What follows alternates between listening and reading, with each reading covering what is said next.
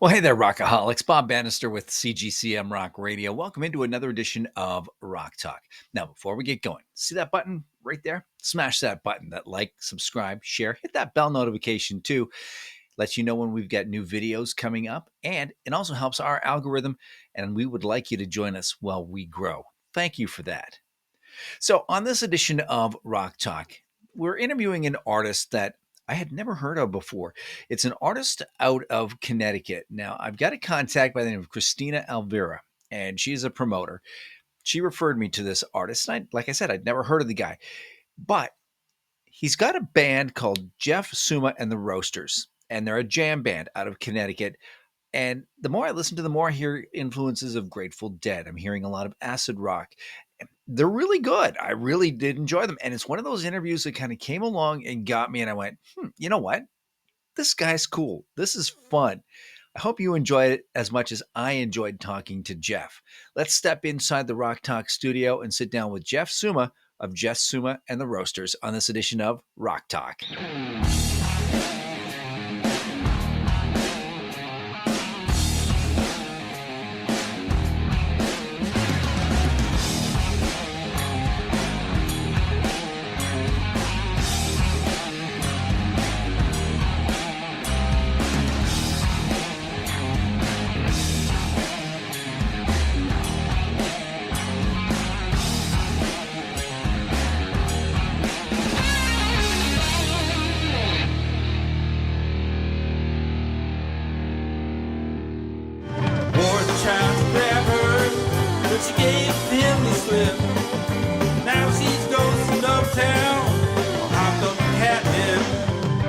Like I was saying, here we go into another edition of Rock Talk right here with CGCM Rock Radio. Joining us this time around from Jeff Summa and the Roasters, it is the one, the only Jeff Summa. How you doing, my friend? Good, Bob. Thanks for having me. How are you? Very good, thank you. So tell us a little bit about Jeff Summa and the Roasters. Well, we're a psychedelic rock jam band out of Litchfield, Connecticut in good old USA here. And we love playing our original music as well as, covers of some of our favorite bands, Grateful Dead, Allman Brothers, Pink Floyd, that kind of stuff. But you just answered one of my questions that I had coming up. I was going to ask, because I heard a little bit of Grateful Dead influence in one of the songs that I was listening to. And it's like, yeah, there's definitely some Grateful Dead in that. Waters Run Still. That's what I was listening to. And that's cool. I picked up on the Grateful Dead in that one. So who else is influencing you? Well, early on it was the blues greats like Muddy Waters and Howlin' Wolf, that kind of stuff. And then all the great classic rock bands, Cream, Clapton's band, Derek and the Dominoes and all that kind of stuff. Traffic's big influence. Mm-hmm. And then on the writing side, it'd be Bob Dylan and probably Robert Hunter from the Grateful Dead lyricist fame. Right on. So tell us a little more about the band, The Roasters. How many members, give us a little bit of a background. Yeah, generally it's a 5-piece with 2 guitar players, myself and John Blanton on guitar, bass, drums, and keys. And then sometimes, and also on the album, we have horns and some pedal steel action on the album. And we enjoy playing out live mostly. There you go. And what can people expect to see when they go and see the band live? A lot of jamming. yeah. Everybody does a lot of jamming, but also, we try to play a mix of our original stuff off our 2 albums and then some fun cover stuff. We try to play some rare songs that not everybody's playing, hopefully. Mm-hmm. Mm-hmm. Now, when you say jamming, does that mean you get into a song and then you take a solo and you just kind of see where it goes and then somebody picks it up and does the same thing? Oh yeah. Toss it around. But we've all been playing together for about 7 years now, so we really know kind of when each person's going to do their thing, and in one spot. So it is kind of planned out that way, but then you never know where the improvs are going to go. There you go. That's always fun. So what's the music scene like in your neck of the woods? it's super competitive. A lot of bands and not, as many venues as there used to be Mm. for live music. And especially for original bands, there's a lot of places that just do like tribute acts now and stuff, but it is super competitive.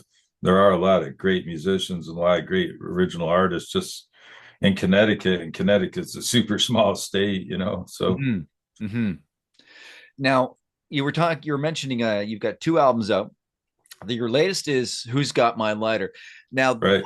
is in the frame of the music business in 2025. That's a bold move to be putting out an album. It seems like everybody is just releasing strings of singles.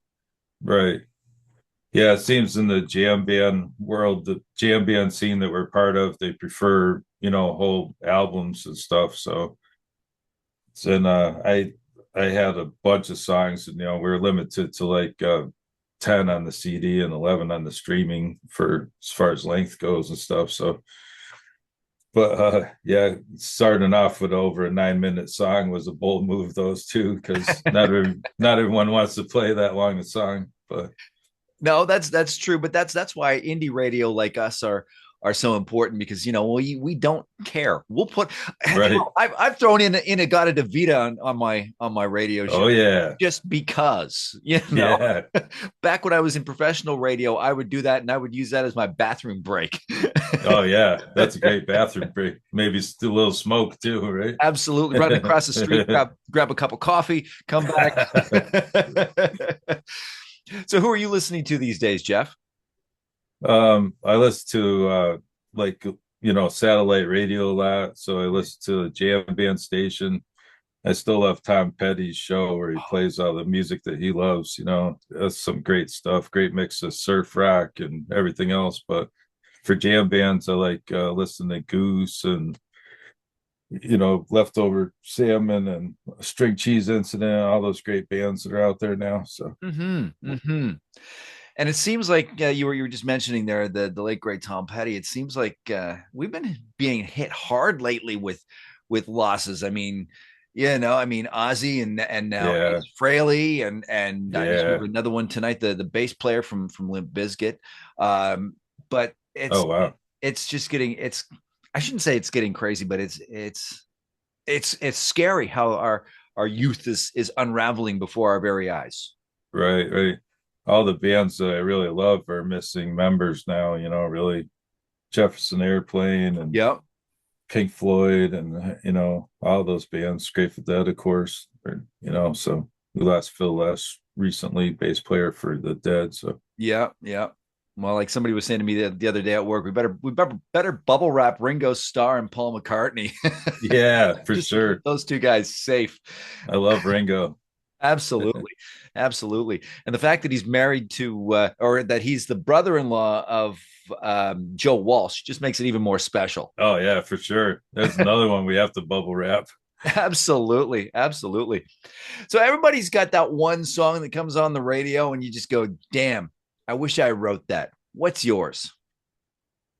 Oh man, there's so many, so many. That's really hard to pick. But I mean, something obvious like Sunshine of Your Love or something like that, or Layla. When you hear that, you're like, wow, that's or anything from Pink Floyd, Wish You Were Here, Animals, or Dark Side of the Moon. Yeah, absolutely, absolutely. Um, so what's your desert island album? You're stranded on a desert island. You can only have one album to listen to over and over again. I've thought about this before. I think it'd have to be something with some long Elizabeth Reeds on it, Allman Brothers, some Yeah, a yeah. lot of extended jams and stuff, something like that, or one of the great you know, airplane albums like Blows Against the Empire, something like that. Mm-hmm. Mm-hmm.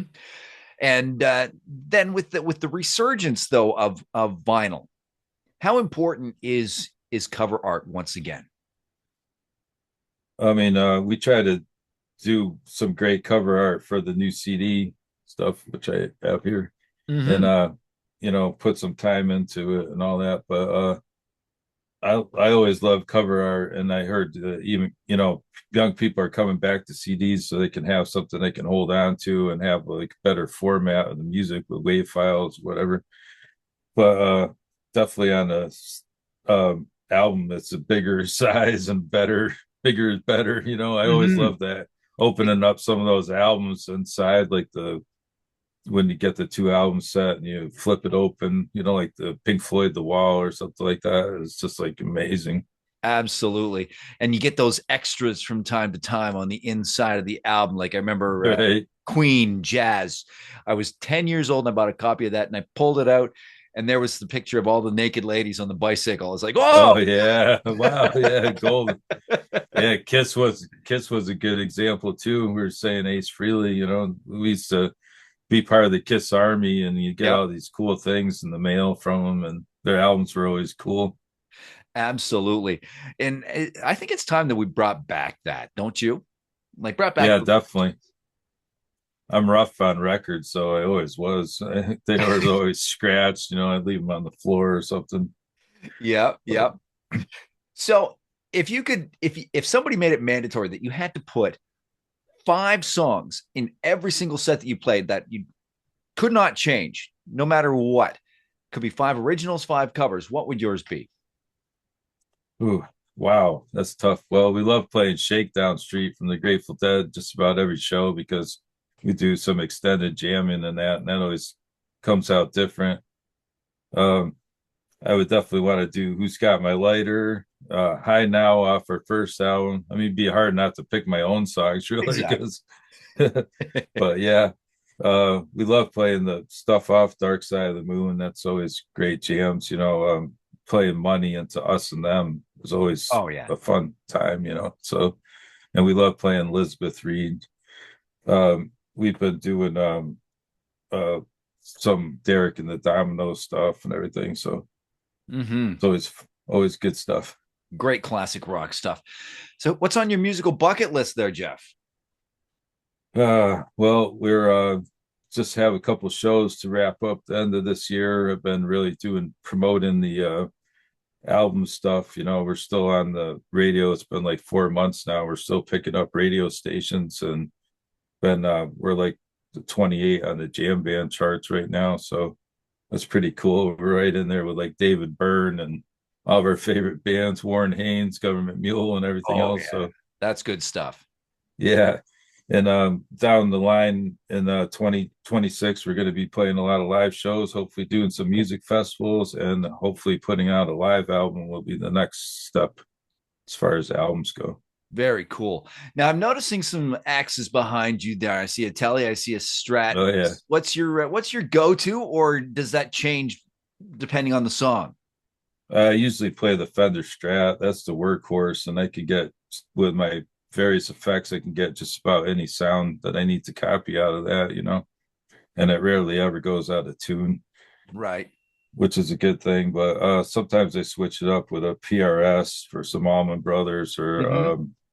the Telly's fun to play too. The other one's a Gretsch. I never really play that live, but I do want to do some surf rock with the whammy on there. Yeah, those Gretches have got a great sound for that surf rock, don't they? Yeah, yeah, for sure. Now, are you a finger pick guy or a pick guy? Pick. Yeah, Yeah. yeah, that's cool. Yep.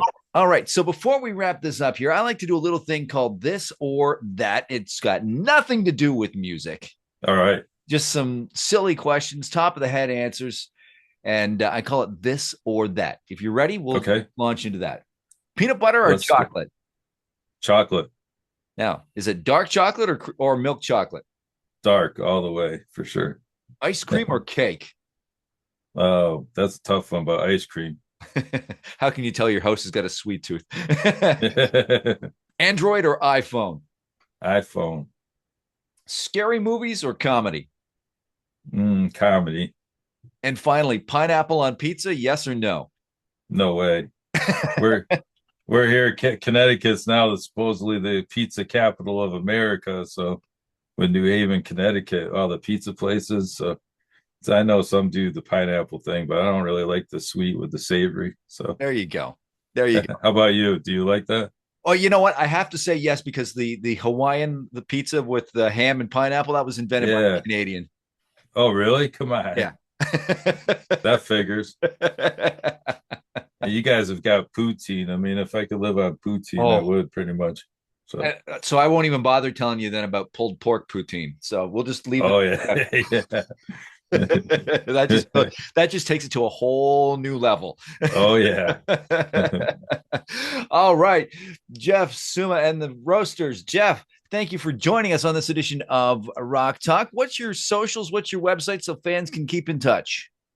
Thanks for having me, Bob. We are at Jeff Summa and the Roasters.com, and both albums are on every streaming site, YouTube, everywhere. So check us out and come and see us live if you're in the area. Hopefully, we'll be touring around New England in the summer, next summer.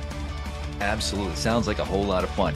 And I want to thank you folks for joining us on this edition of Rock Talk with CGCM Rock Radio.